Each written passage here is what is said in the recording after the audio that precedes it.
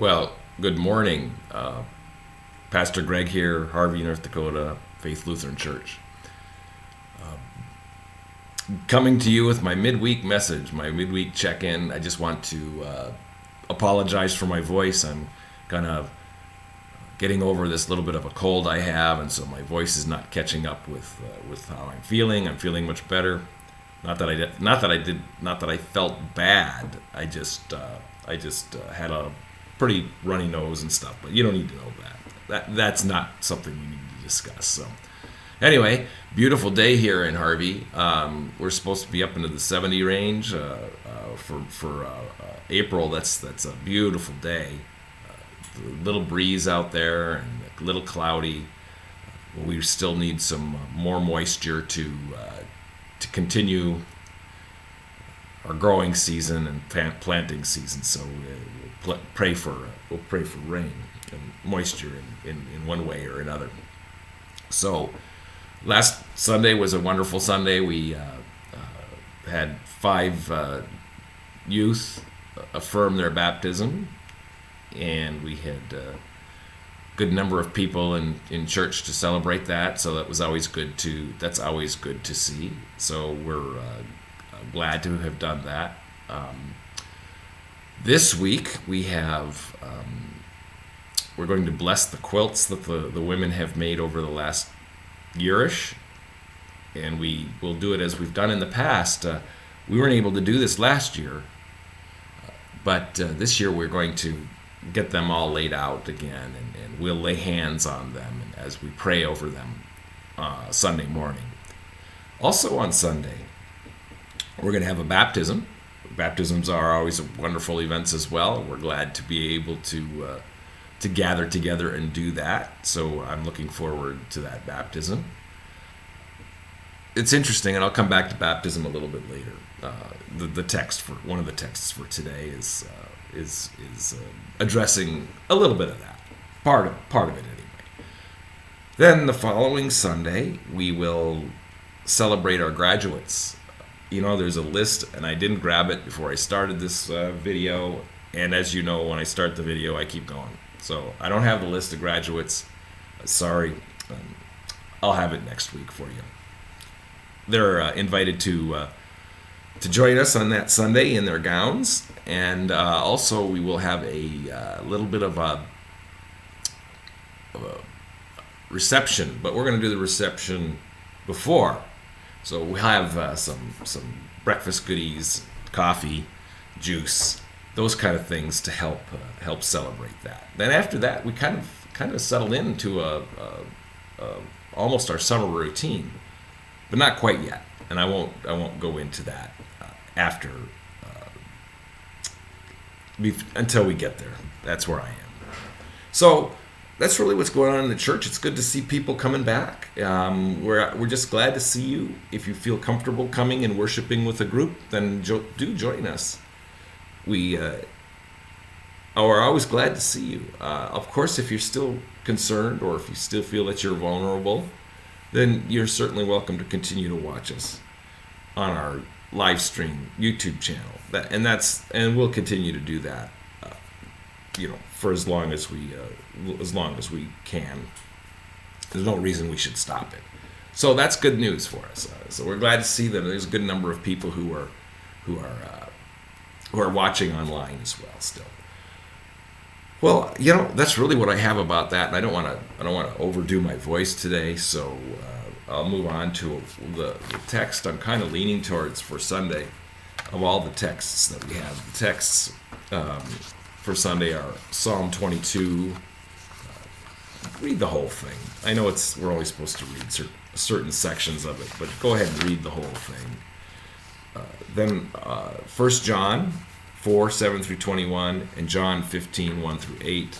But what I want to look at today is Acts 8, 26 through 40. I'm not going to look at all of that, just certain parts of it. So if you want to stop the recording now and read Acts 8, 26 through 40, then go ahead and do so. Otherwise, just plow with me. So this is this Acts text is where Philip encounters the Ethiopian eunuch. Now, there's the whole thing about how Philip encounters the Ethiopian eunuch, and that's not the part I wanted to focus on today. But the fact is he did. And the eunuch is in the Ethiopian. I'm just going to say the Ethiopian is in a carriage, and he's reading the scroll of Isaiah. Now, for anyone to have a scroll in this time would have been a very influential and or rich person. So this Ethiopian is someone of high status that they are able to read and have a scroll of Isaiah. But what I want to focus on today, before I lose my voice, is verse 30. So he hears Philip hears the Ethiopian reading this scroll, and he asks him, "Do you understand what you're reading?" And the Ethiopian says, "How can I, unless somebody guides me?" And he invited Philip to come up and sit with him. This is important in the sense that for those people who feel they can stay at home and just read their Bible and they'll grasp everything that's in it, obviously that's not necessarily true. You have to have some kind of guidance in reading. I'm not saying you know that you wouldn't get anything out of it, but guidance will certainly help you along the way, help you interact the texts. And so that's why we highly always recommend that you find a study group or come to worship, or all these different ways that you can interact with the texts, the Bible texts, with somebody else helping and guiding you. There might be things in the text that you never see, or that you don't understand, or that you never thought about. And all of a sudden here we got this text, and voila, it makes more sense if you have someone guiding you or helping you along the way. Of course, that can backfire too, so be cautious about where you're going for that information. Stay in the texts. Don't go outside of them, in other words, and walk down paths that just aren't there. So this Ethiopian is reading this Isaiah text, this scroll, and Philip is sent to him by the Lord, and he helps him understand it.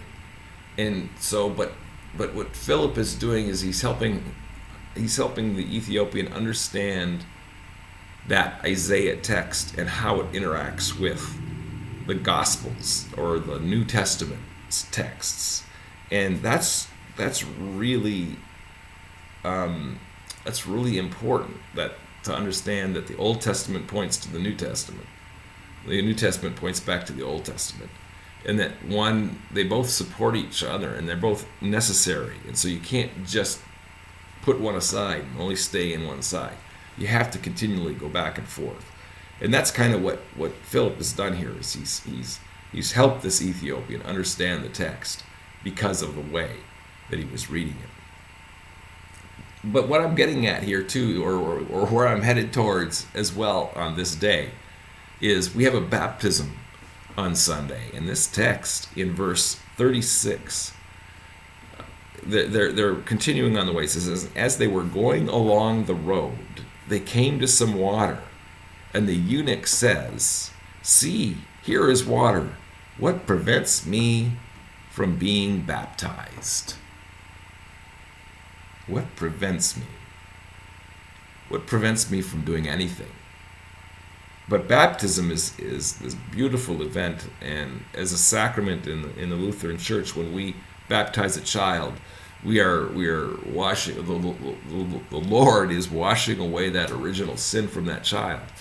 It doesn't make them sinless, but in that Lutheran understanding of living both as a saved saint in your baptism, but also as a sinner at the same time, 100% each.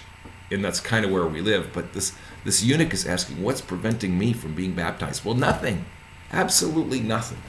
There's nothing here that says, well, he learned and he understood and now he could do it. There's nothing in here that says that. It just says, here's water.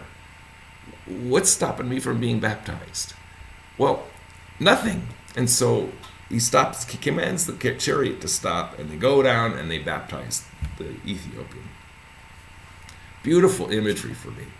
Beautiful understanding of this idea that there's nothing stopping someone from being baptized.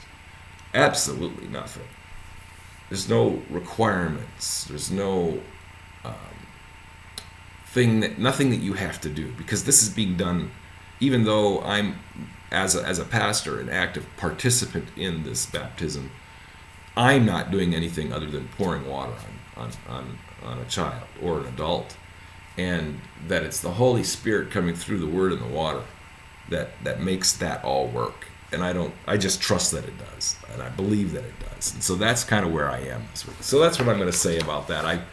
I'm not sure where I'm going to go 100%, but that's kind of where I am, and that's kind of what I wanted to touch on. The fact that we have this baptism that was planned, and the texts kind of work right into it without trying to do that. So wonderful happening.